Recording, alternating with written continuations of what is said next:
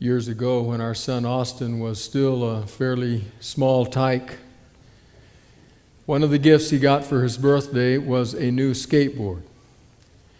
He didn't really know much yet about skateboarding, but he was excited to have the gift.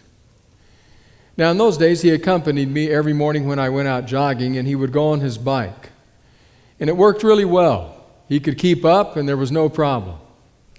But after he had gotten that skateboard, he said to me the next morning, "Daddy, I want to go on my skateboard." I said, "Well, Austin, that's going to be a lot harder."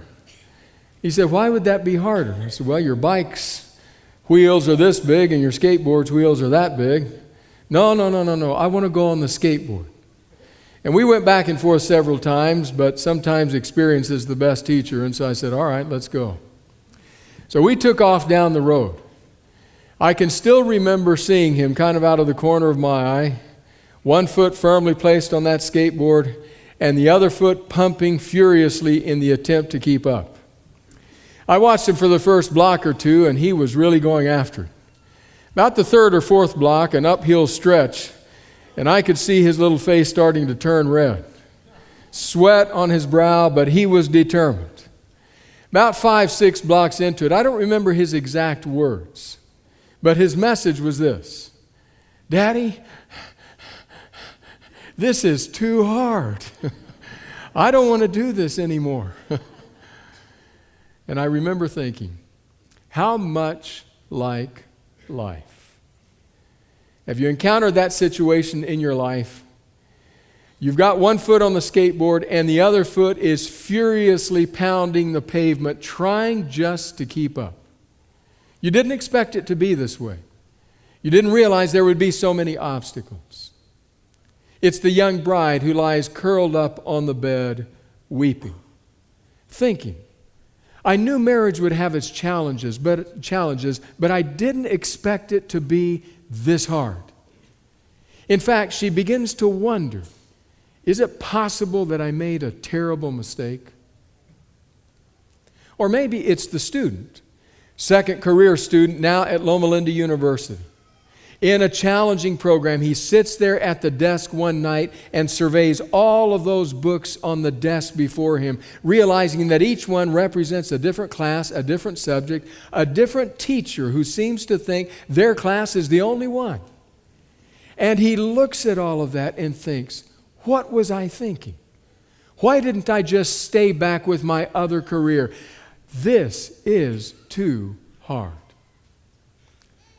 Or maybe it's the middle-aged father, gazing out onto the backyard, but not really seeing anything. Staring into space would be more like it. Thinking about his kids. Once they were small and happy and wanted to be involved in the family, and now they're morose and sullen, ready to be away from home. And he wonders, I knew the teenage years would be a challenge. But this? Is that you? Pumping furiously, pounding the pavement, trying to keep up with the challenges, trying to overcome the obstacles in your pathway. Back in the late 1970s, a book came out in this country that garnered a great deal of attention. The book's title was The Road Less Traveled, written by Scott Peck. It seemed that everybody was reading. In fact, it seemed that everybody was traveling the road less traveled. There were groups of people who read the book together and discussed them. It was on everybody's lips. I don't know if you read the book. I don't even know if you agreed with what was in the book. But I do know this. You ought to consider again, or if you didn't read it, maybe for the first time, the way Peck opened his book, just the first couple of paragraphs. Notice, first of all, his first sentence, 3 words long. Life is difficult. This is a great truth, he writes, one of the greatest truths. It is a great truth because once we truly see this truth, we transcend it. Once we truly know that life is difficult, once we truly understand and accept it, then life is no longer difficult. Because once it is accepted, the fact that life is difficult no longer matters. Most do not fully see this truth that life is difficult. Instead, they moan more or less incessantly, noisily or subtly, about the enormity of their problems, their burdens, and their difficulties, as if life were generally easy, as if life should be easy. They voiced their belief, noisily or subtly, that their difficulties represent a unique kind of affliction that should not be, and that has somehow been visited upon them, or else upon their families, their tribe, their class, their nation, their race, or even their species, and not upon others. I know about this moaning because I have done my share. Life is a series of problems. Do we want to moan about them or solve them? It's that last line, those last two sentences that catch my attention. Life is a series of problems. Do we want to moan about them or solve them? It may be that you are right there this morning, encountering the challenge. Feels like a brick wall, a block wall that you have run up against, obstacles that you did not expect. Well, then Nehemiah may have something to share. When last we saw Nehemiah, he was standing before the king. You remember he had spent time in earnest private prayer. He had breathed a breath prayer in public. He had spoken to the king. The king had heard his request, and amazingly, the king had granted him that which he asked. Now he is able to head back to Jerusalem, the city that he loved, but the city that lies in ruins.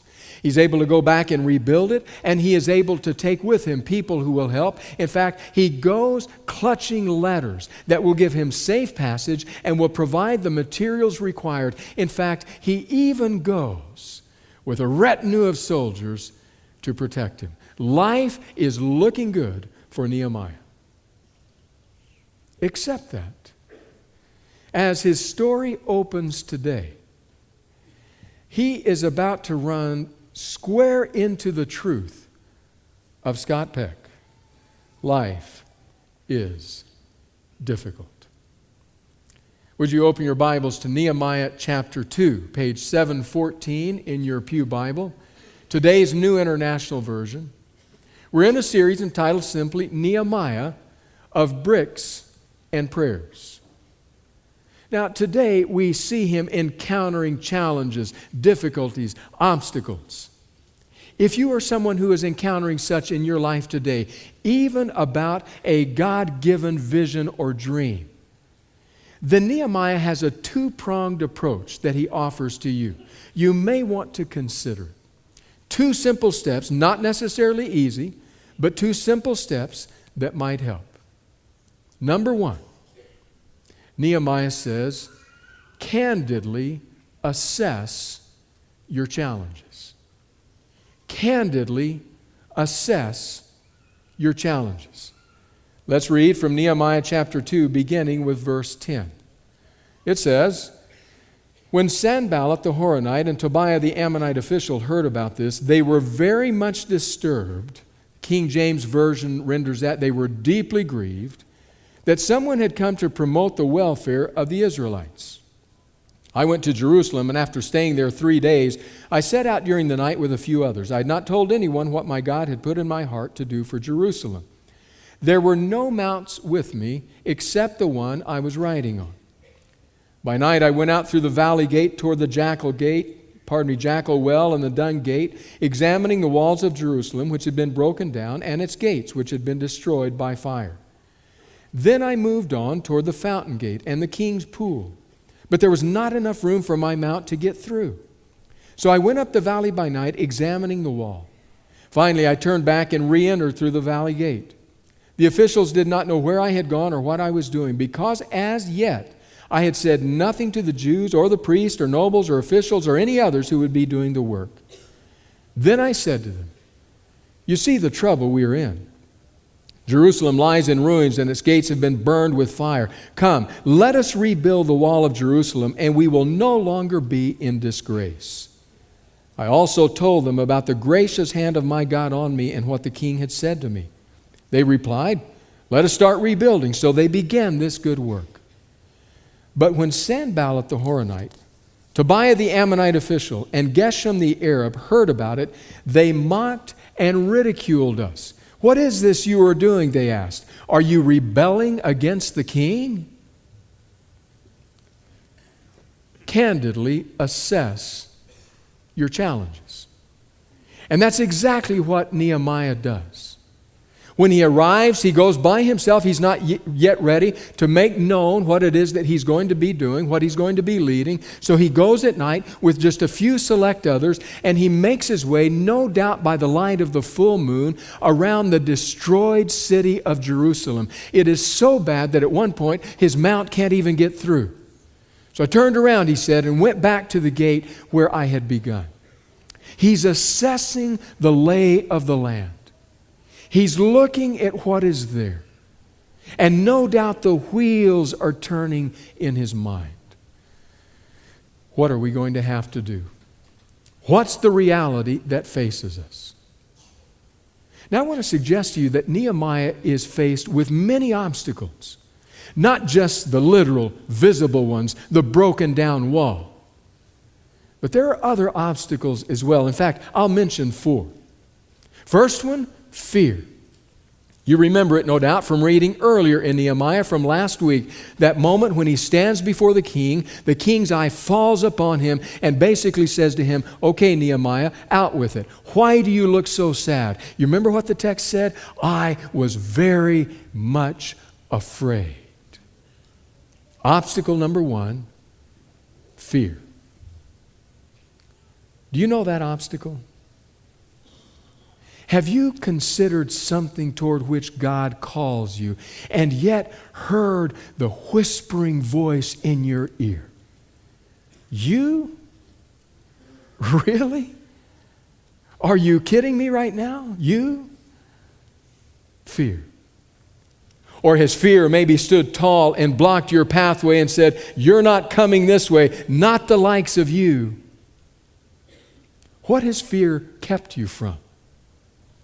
What delights, what challenges, what call of God on your life has come to naught because of fear? I was very much afraid. I can still remember the phone call. The phone rang. Anita said, it's for you. I took the call. It was the voice of Gerald Pinnock, formerly president of Southeastern California Conference. Gerald is a friend of mine. And Gerald said to me, Randy, the search committee at the Loma Linda University Church would like to talk with you. And I remember the fear. I said, well, Gerald, I don't know that that's a conversation I want to have. He said, just talk to them. I said, Gerald, I'm happy where I am. He said, just talk to them. I said, well, I don't know where this may lead. He said, just talk to them. Fear. Fear had kept me from such conversations in other places before. I know a little bit about fear. Do you? Has fear hemmed you in? Sought to keep you from acting? Nehemiah knew about fear, just as did the American humorist Jack Handy, who writes this, there used to be this bully who would demand my lunch money every day. Since I was smaller, I would give it to him. Then I decided to fight back. I started taking karate lessons. But then the karate lesson guy said I had to start paying him $5 a lesson. So I just went back to the bully. Have you ever just gone back to the bully? It's not as costly, maybe not as fearful. Obstacle number 1 for Nehemiah, fear. Besides the obvious broken down walls, there were other obstacles. Number 2, delay. Something that we often miss when we read the text is that in chapter 1, verse 1 and chapter 2, verse 1, there are named 2 months in the Jewish calendar. On the first chapter, in first verse, Nehemiah prays and says, God, give me success today in front of the king. Give me the words today to speak to bring this about. Today. The king responds to him affirmatively. But he doesn't respond until the next month that is mentioned, which is 4 to 5 months later. It takes all that time before the time finally comes when Nehemiah can express the desire of his heart. So he says in his prayer, God, today, be with me. Give me the words today. And that day passes, and the next day passes, and the week, and the month pass. And presumably, all through this time, Nehemiah is praying, give me success today. Just open the door today. 4, 5 months go by before finally the door is opened and Nehemiah enters. Do you know about delay? We don't do well with delay. I don't do well with delay, even in simple matters. Austin, by now much older, ready for college, and I spent a night at Dallas-Fort Worth Airport between the terminal and the airplane, waiting on bad weather to pass. Okay, it looks like we're going to be able to take off. We'll board the plane. Well, no, there's another storm cell coming. The entire night, miserable night. It was just one night. But I hate delay.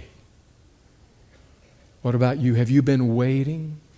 You've been praying. You've been hoping. You've been longing, maybe even planning. This is where I believe God is leading me. And nothing happens. Nehemiah knows what you're talking about as he candidly assesses his challenges. Third challenge, people. We met 3 people today for the first time in the Nehemiah text: Sanballat, Tobiah, and Geshem. Now they are very opposed to what Nehemiah is doing. The text doesn't tell us why, but we know from archaeological finds a little bit about these 3. Sanballat, it appears, was governor of Samaria. Tobiah, we're not sure, but likely one of 3 roles he played. He could have been deputy to Sanballat, that's a possibility, or he could have been governor of another region nearby, or he even possibly was governor of Jerusalem itself in the past. And then Geshem, also a leader, a king of a group of peoples not far hence. So here you have them, 3 people who oppose Nehemiah, no doubt because they saw in what Nehemiah was doing some kind of threat to their power. This was going to upset the power balance in the region. We don't want that city here again. And so they immediately came out in utter opposition to what Nehemiah was going to do. Do you have Sanballat, Tobiah, and Geshem in your neighborhood? At your place of work, possibly even living at the same address that you call home. People who don't believe in your dream, in what God has called you to do. They don't believe in the work of God in your life. And when something comes up and you begin to talk about the direction you believe you ought to move, they come out in strong opposition, questioning you, putting you down. You? Seriously? Oh, come on. You can't do that. Do you know that kind of opposition? That type of obstacle? Nehemiah did.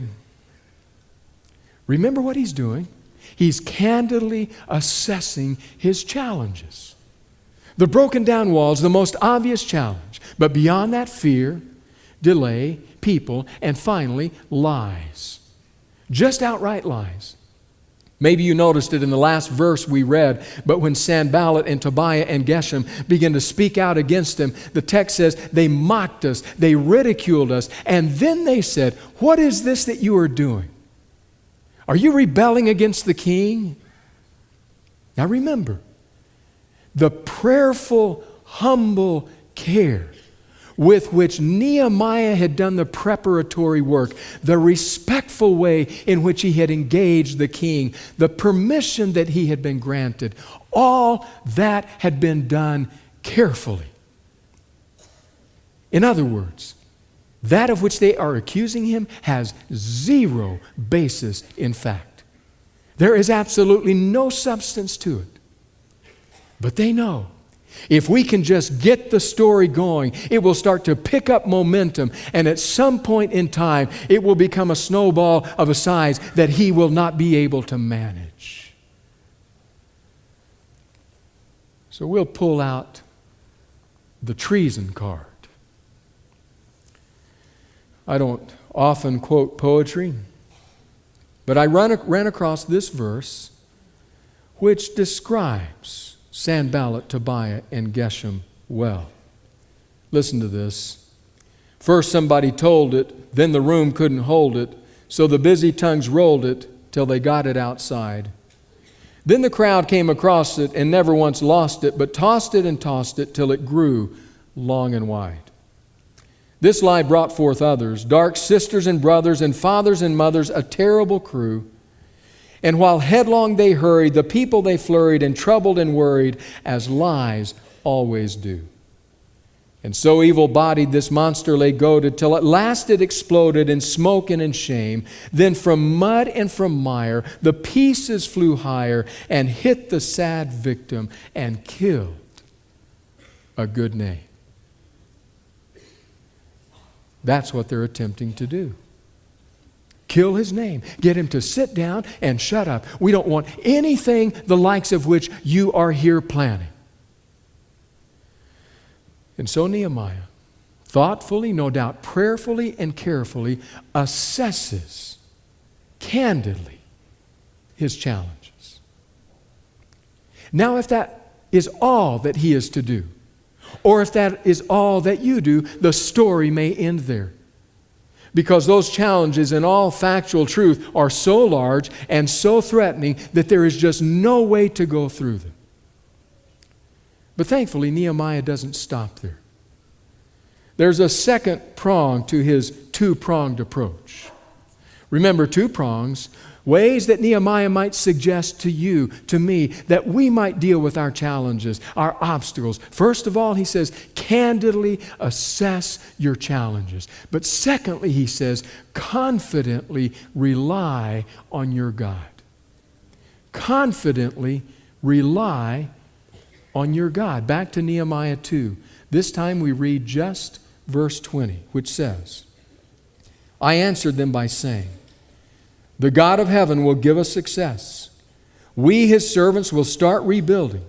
But as for you, you have no share in Jerusalem or any claim or historic right to it. Confidently rely on your God. It's very clear from what he here says that Nehemiah is confident that God will work for, in, through, and by him. He says, after all, the God of heaven will give us success. The same God lives and breathes and works today. But I suspect that there may be somebody out there a bit like me. A bit like the man who said, I don't want pie in the sky and heaven by and by. I want something sound on the ground while I'm still around. I don't want just something that is talked about in the great beyond. I want to know what's going to happen here and now today. How is God going to give me success? How? Well, I think Nehemiah answers. And he answers in two ways. Very simple, but very important. First of all, you notice there in verse 20, he says not only the God of heaven will give us success, but he then says, we, his servants, will start rebuilding. We, his servants, his people, his children. That's who we are. Don't miss the fact that Nehemiah and his people found themselves in the situation they were now caught up in due to their own sin, their own straying away.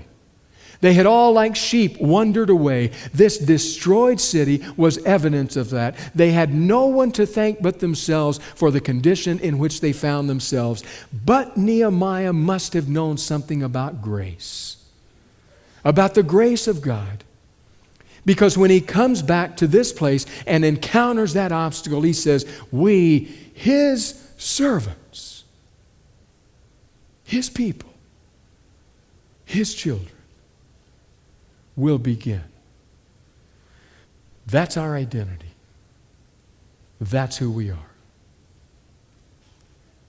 Did you know that that may be the first way in which God will act to bring success in your life? Hendrik Kramer of Denmark was leader of one of the churches in Denmark. when the Nazis rolled in and occupied the country. As you can imagine, it was a terrifying time. The people were in a panic. What are we going to do? How will we respond? What will happen to our country, to our people, to our families, to us? And it wasn't just the people. The pastors, the clergy were frightened. So much so that they banded together and they came to Hendrik Kramer's residence and they said, "Sir, what are we going to do now?" And here's how Kramer responded to them. First, he said, first, we are going to remember who we are. And once we have remembered that, then we will know how to act. Wow. First, we will remember who we are. As you face that challenge in your life, even a challenge of your own making, do you remember who you are? By the grace and the goodness of our grand God, do you remember who you are? You are not only a creation of God, but you are a child of God. You are a sinner bought by His grace. You are washed and cleansed, made clean. You are made to stand in His presence as though you had never sinned. You are able, as Paul says so well in Ephesians, you are able to enjoy all the riches of the blessings in the heavenly places in Christ Jesus. Because you're His, all that's His belongs to you. That's who you are. And when it comes that moment, it comes that time to confront that challenge before you, to try to surmount that obstacle, let the first thought in your mind be, I don't do this alone. I'm His child, His servant. He holds me in the grip of His grace. So let me first remember that. And once I have relaxed in my identity as a child of the King, then I'll worry about how to respond, what to do next. Nehemiah says, God will give us success. Don't worry about that. How? Because we are His servants, and since we are His servants, His people, His children, we will act because we know who we are. But He has a second way. He doesn't merely say, we, His servants. After He has said, our God will give us success, He then says to the people who are in opposition, but as for you, you have no share in Jerusalem or any claim or historic right to it. Now, if you're anything like me, when you read that passage, it kind of sets you back for just a moment. It seemed awfully harsh and direct. But please understand what Nehemiah is here doing. He recognizes that this will be a great task, and that in order for its accomplishment to occur, it is going to require people who have bought into it, who are heart and soul behind it. We will join you and we will work together. And he also recognizes that there will be others who are wolves in sheep's clothing, others who are outright in opposition, others to whom he nor his workers can afford to listen, others from whom they must walk away, to whom they must turn a deaf ear.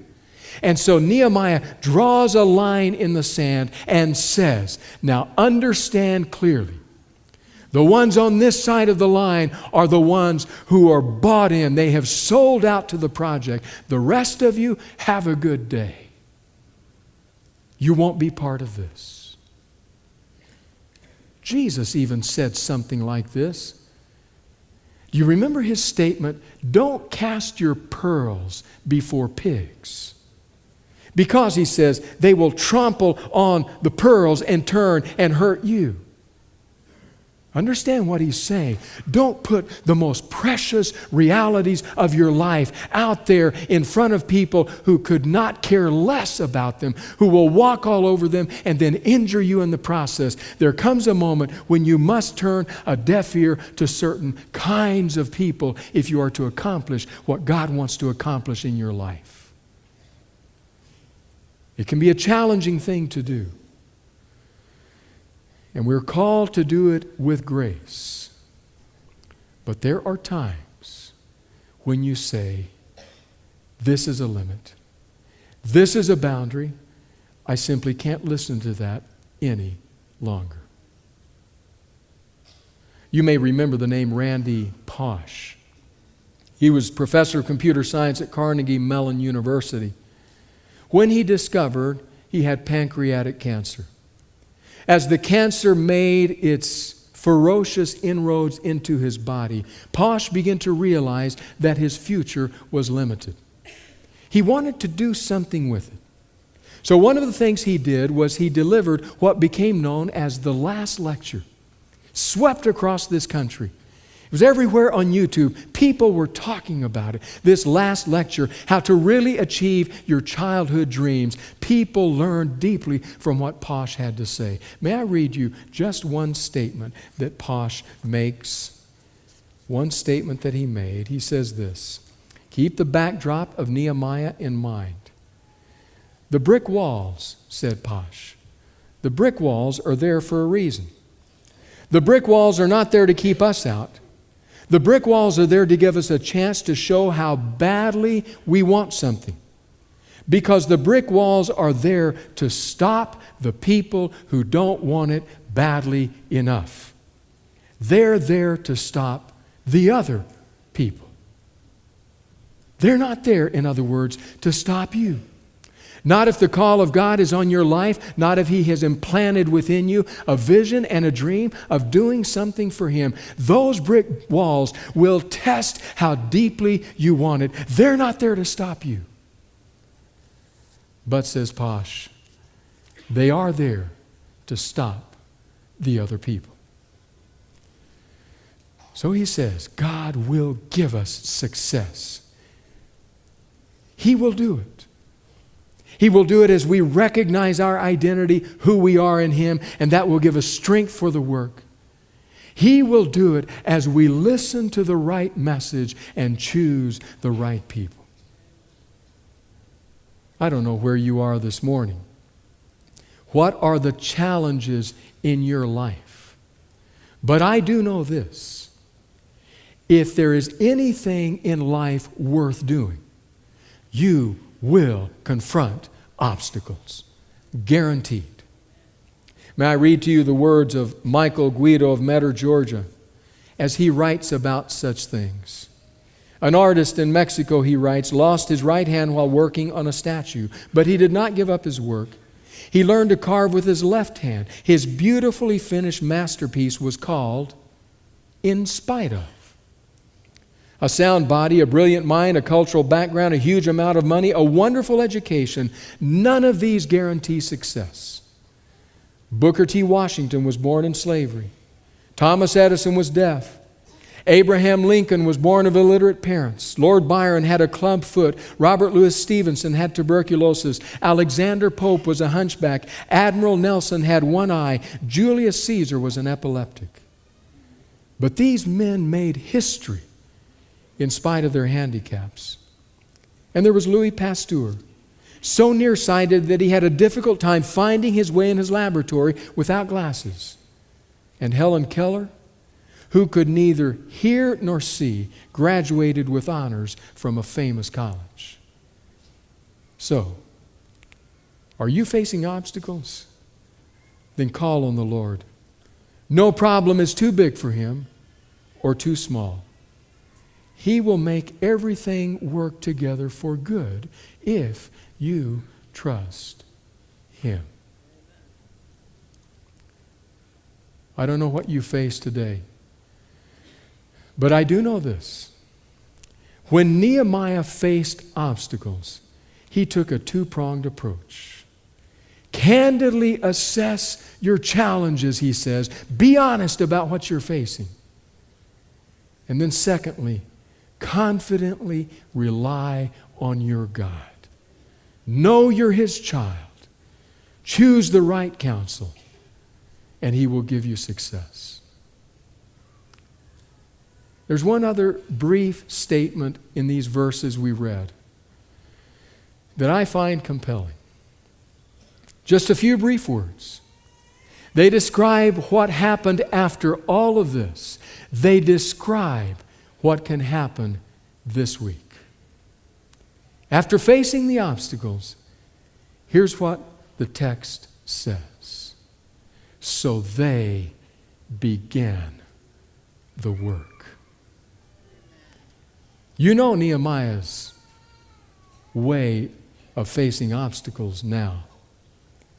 I guess the question that remains for you this week is, will you begin the work? Thank you for watching the Discover channel.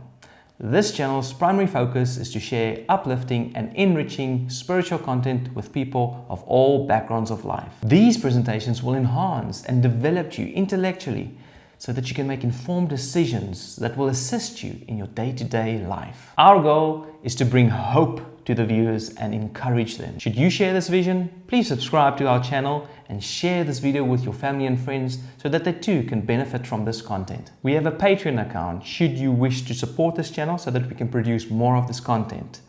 Books and merchandise will also become available as the channel grows. Stay safe and healthy, and I'll see you at the next one.